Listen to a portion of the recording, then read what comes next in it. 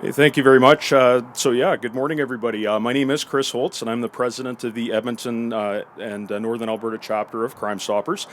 So today, Crime Stoppers is proud to launch our Report Hate campaign in partnership with the Edmonton Police Service. So our efforts are meant to amplify and support the EPS reporting options for hate crimes and incidents. As many citizens know, you can report hate by calling the EPS non-emergency line or by using the online reporting option on the EPS website.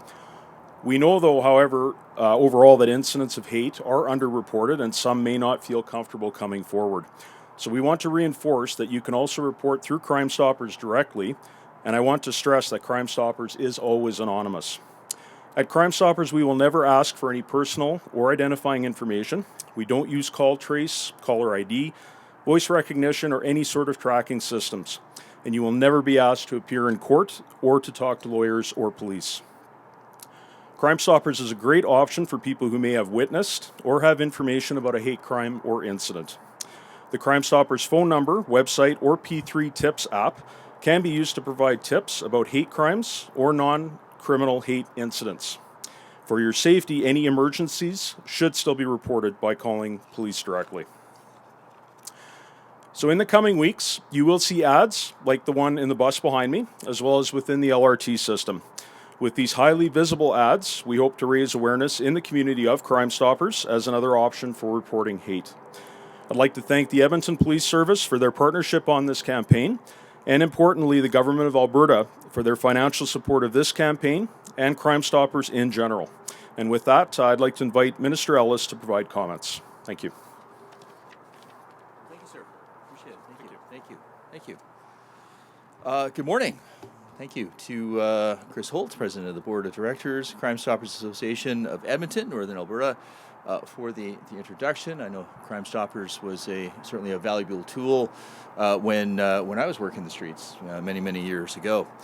So I would like to acknowledge first, of course, we're on the gathered today in the traditional territory signatories of Treaty 6. I want to acknowledge the Métis people of Alberta, of course, have a deep connection to the land. I am Mike Ellis. I'm the Deputy Premier, as well as the Minister of Public Safety and Emergency Services for the province of Alberta. Certainly is a privilege to be here today on behalf of Alberta's government to support the Alberta Crime Stoppers Association in celebrating the launch of the new hate crime campaign. That's the Report Hate campaign. So for decades, Crime Stoppers has been an unwavering pillar of support in our communities, giving citizens a trusted, anonymous way to report crimes and suspicious behaviors. I want to take the opportunity to recognize the staff and the volunteers that support Crime Stoppers. Thank you. Truly appreciate it. Your collective efforts play a critical role in helping combat crime in the province. Alberta's government is so proud to have long-standing partnerships with Crime Stoppers in our province, as we will do whatever it takes to keep Albertans safe. This includes dedicated funding to support coordinated crime prevention programs, as well as initiatives that help increase awareness in hopes that more and more Albertans will contact Crime Stoppers to make anonymous tips. We recognize that reducing crime is no easy task, and today's announcement is another important step that builds on these efforts to enhance public safety. As our communities grow and change, so do the issues that we face. But one thing is for certain, hate has no place in our province. And every Albertan deserves to feel safe, respected, and valued. The Report Hate campaign will serve as an important reminder to Albertans that there is a safe and anonymous way to report incidents of hate, discrimination, and intolerance. Reporting these incidents is critical. As a former police officer myself, as I indicated, now as the Minister of Public Safety, I understand that government cannot do this work alone. Combating hate, motivated crime, and harassment requires a multifaceted approach with our partners. By working with organizations like Crime Stoppers and law enforcement agencies through Alberta, we continue to build stronger, safer, and more resilient communities for everyone. Once again, the Alberta Crime Stoppers Association, thank you. Thank you for all the work that you do to prevent crime in our communities. I want to recognize Alberta's law enforcement agencies, including the Edmonton Police Service, for protecting our citizens each and every day. And congratulations on this very exciting campaign. And may your efforts continue to inspire others to report crimes. And now I'd like to pass this on to Councillor Karen Principe. Thank you very much for being here. Hi, Hi, good morning, everyone. So nice to see everyone out this morning, a beautiful day. Thank you, Minister Ellis. I'm honored to be here, gather with you today on Treaty 6 territory on behalf of Mayor Sohi and my council colleagues for this very important campaign launch. Edmonton is proud to be a diverse city. However, like many other cities across Canada, we've experienced a significant increase in racism and hate-based crimes over the past few years. It's a complex problem that we can't solve alone, so the City of Edmonton is proud to support this new initiative led by Crime Stoppers. We all need to work together to combat hateful acts. And, this is a true testament. We are all gathered here today, different levels of government and EPS, to support each other in this campaign. The campaign is also complementary to our Lighthouse project. In partnership with the Anti-Defamation League, the City of Edmonton created a technology solution that tracks the proliferation of hate symbols. It's often difficult for law enforcement and community workers to identify and track the various symbols encountered in the field, and related those symbols to a wider pattern of hate. So this critical identification and tracking need is growing in tandem with the ever-evolving crisis of racism and hate. Discrimination has no place in our city and in our province. True.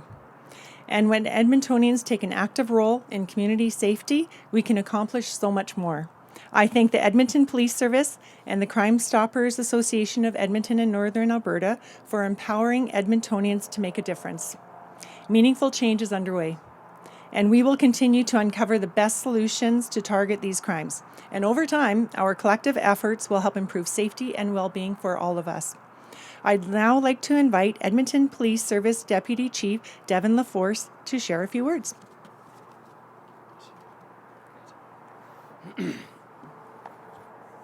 Good morning, everyone. I'd like to thank, obviously, Councillor Principe, Minister Ellis, Chris Holtz from Crime Stoppers. So great when everybody's coming together for this very important purpose and cause. I'm Deputy Chief Devin LaForce with the Edmonton Police Service Investigations and Support Services Bureau. On behalf of the Edmonton Police Service, I would like to thank Crime Stoppers for their contribution to the array of reporting tools Albertans have to share tips about hate crimes and hate incidents. I want to speak briefly today also about what makes a hate incident or a hate crime, as this is often an area of confusion. A hate crime is a criminal offense that is motivated by hate, bias, or prejudice towards an identifiable group based on real or perceived color, race, religion, national or ethnic origin, age, sex, sexual identity, gender identity or expression, or any other similar factor. This could include crimes such as assaults, graffiti, direct threats, or distribution of hate literature.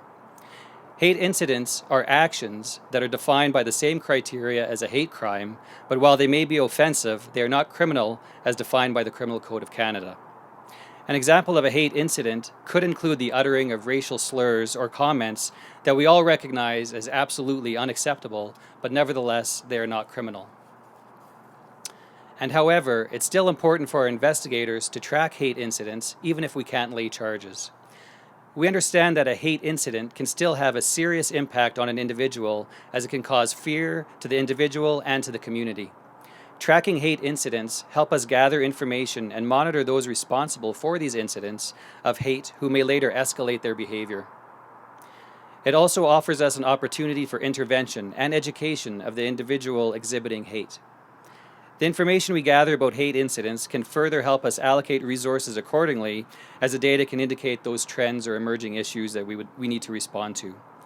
So we encourage anyone with information about a hate crime or hate incident to report it to police.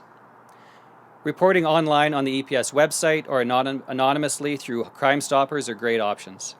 But emergency and crimes should, of course, be done by phoning the police directly, as this will ensure the fastest response. By offering this range of options, we hope to make the reporting of hate more accessible for the community, and I'd like to thank Crime Stoppers for this public education campaign that will amplify our efforts to encourage reporting.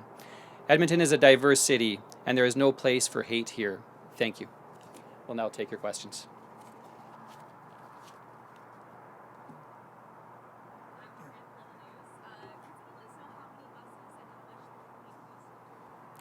Chris?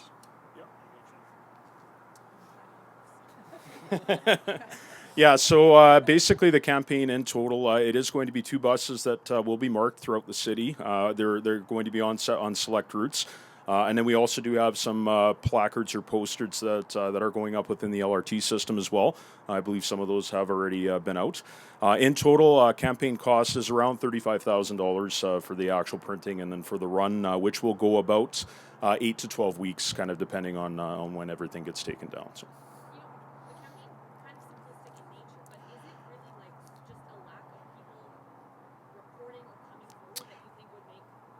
Absolutely. So, interestingly enough, I do actually have a stat that was provided to me. So, year to date, from April 18th, 23 to April 18th, 2024, there was a total of 6,554 tips that were received from Edmonton Crime Stoppers.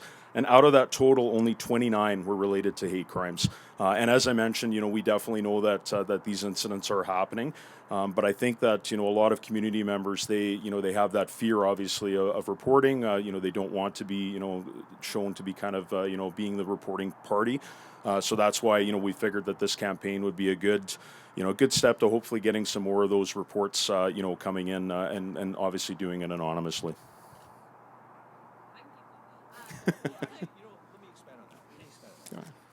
Because many times you hear me talk about education, prevention, and intervention. And so I agree with what Chris was saying as far as a great educational opportunity. So when you have these buses and these billboards, and we take the situation where somebody might be a victim of a hate crime as an example, and not know what to do. So maybe the bus drove by, maybe the sign was nearby, and it gives them that not only that reminder that hey, wait a second, I can report this, but it's the anonymity, I think, as well, right? And you heard me mention this earlier in my comments. Crime Stoppers has been a valuable tool for many, many years, and I know. When I was working the streets, we would get Crime Stopper tips that led to finding offenders and helping the community. And I'm sure the Edmonton Police Service has numerous answers to that as well. Go ahead, keep going if you want.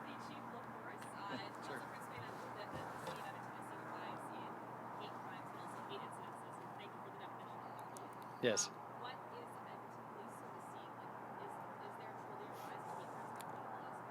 Yeah, if you go back to even like to 2022, you're seeing some rises. Like it's not point of having an underreported crime is we don't necessarily have that true picture. So we have like a small number of rise, but it is still significant. And not to take away from the trauma and just the feeling of lack of safety and just how personal those crimes can be to an individual and to a community. So we're seeing some increases since 2022. This question's for Minister Ellis, and then if anybody from Edmonton Police wants to supplement, that would be great. When it comes to crime on public transit, we're seeing that violent crime is going down, but we've done polling that shows a majority of Edmontonians still don't feel safe on transit. What do you think needs to be done to bridge that gap between reality and perception? Well, thank you for the question. I've always said perception is reality, and certainly if the perception from the public is that they're feeling unsafe, they're probably feeling unsafe. So, look, there's a lot of work that needs to get done. I still go back to Bill C-75. Bill C-75 makes it virtually impossible to keep anybody in what is known as pretrial custody. This is what sparked the conversation in regarding why is it that repeat violent criminal offenders were being released into the communities, and that precipitated a lot of conversation around people in downtown Edmonton not feeling safe, that people don't feel safe on LRT. This is why that we've committed the funding as Alberta government to paying for the 50 police officers in Edmonton as well as Calgary. I can tell you, I think the last thing I heard from the chief was 25 have been deployed into the streets of Edmonton, and I think the other 25 are in various stages of process of being deployed as well. But I have also heard stories of the officer presence has been making a difference, and I have always said officer presence is going to make a difference, but we're going to have to make those fundamental changes, or I guess my advocacy is going to have to make those fundamental changes in the criminal code to our position in Alberta has not changed. C-75 has, I believe, been detrimental to communities right across Canada. From what I have heard from Minister Amory is that C-48 has not necessarily had the impact that maybe the federal government was hoping. So our position in Alberta will not have changed. We will be asking that C-75 still be repealed. Would anyone from Edmonton Police be able to just speak to the transit side of it? Like we heard from Minister Ellis, having those officers there is quite a visual deterrent. Can you Yeah, absolutely, and certainly thanks to both the city and the provincial government for kind of understanding the importance of police officers in those areas. So we have pivoted a number of resources into basically a beats unit in and around our transit and transit centers. But part of that, and you talked about some of the complexities about fear and perception of safety, absolutely vital. And Minister Ellis touched on it very, very eloquently. Whereas perception is reality, and so how do we make people feel safe? Part of that is communication. Part of that is police visibility. I think this campaign is a fantastic example because it just gives people that avenue, whether it's that reminder or that notice that, hey, people care. People want to hear you report about something how you've been violated. Make sure you report that to police so that we can do something about it. As long as we have more and more of those interactions where we can actually have those meaningful actions and investigations to these crimes, I think that all makes a difference. So I'm just gonna add to this. I think is vitally important. We always talk about public trust, and the deputy chief kind of touched on this a little bit, and I think it's very important. Is reporting crimes. So again, we talked about this as being a perfect example of that regarding education. But for the Edmonton Police Service and communities the Edmonton Police Service as well as Calgary Police Service as well as any police service in Alberta to respond, the crimes have to be reported. So the Edmonton Police Service and law enforcement throughout the province of Alberta have to instill trust within the community that when a crime is reported, that action will be taken to deal with that particular problem. And their presence here, along working with the Crime Stoppers, I should instill confidence in the people of Edmonton that if a crime does occur, it should be reported, and the Edmonton Police Service will take action in regards to that crime. Thank you.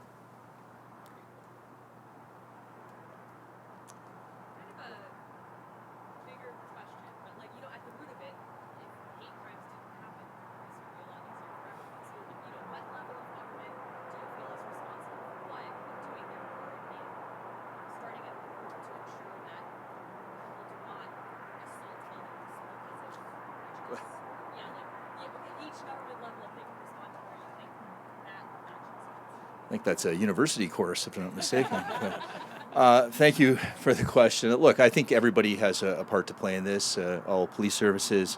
I think that Crime Stoppers, of course, is doing a phenomenal job. And I've said this before too. I mean, it's going to take a community, right? When I was or continue to deal with, we'll say, the opioid crisis as an example, I always say there's not one single solution to a very, very complex problem. So the same can be said in regards to this. There is no one single solution to this very complex problem. The fact that you see all these partners standing here to not only recognize this but take action in order to deal with this. Municipal government is here. The federal government, I believe, recognizes that this is a problem. So, they have a part to play in this. And as well as the provincial government. We have a hate coordination unit that coordinates with all the police services. So when a complaint, does come in, that it is reviewed. And so reviewed from a hate lens, so that is dealt with appropriately, so that nothing is being overlooked. And again, it's meant to instill confidence in the public that hate is not going to be tolerated in the province of Alberta, and if a hate crime does occur, that it's going to be dealt with appropriately.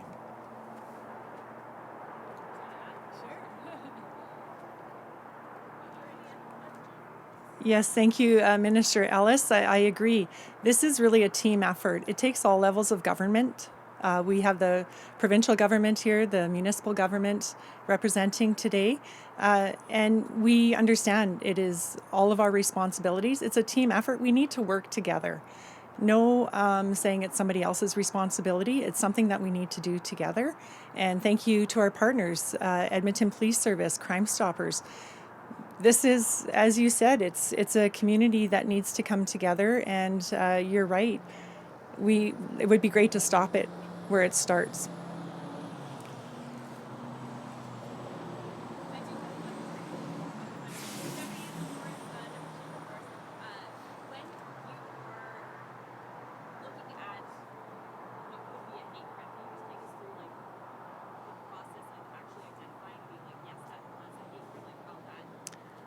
I will, but I have somebody here that can answer this so much better than me. So Inspector Michelle Greening, actually, she's in charge of that area. Obviously, we have a variety of different ways. So some of the hate crimes can be more obvious where there's a hate propaganda because it's actually defined in the criminal code and it's a criminal offense. So I have a hate crime team that we are building because we do run into issues of what actually, to your point, defines a hate crime, what defines a hate incident potentially within another crime. So we have a team that reviews files. We review files all the time for looking for keywords of, unfortunately, terrible names, different locations. Maybe a crime has occurred at a location on a significant date with a graffiti symbol that maybe a patrol member or a member of the public didn't recognize as being hate. So we manually go through that, and obviously we encourage people to call the complaint line for the crime so that we have patrol to follow up. And hate crimes, hate crime supports those patrol officers in terms of having that expertise and subject matter experts, and to be able to follow that through with the Crown and through to court to apply sentencing. So we work with that patrol member as well to provide that support, so that, because obviously we can't go out to every one of them as a hate crime unit, but that is one of the ways that we work in the hate crimes unit.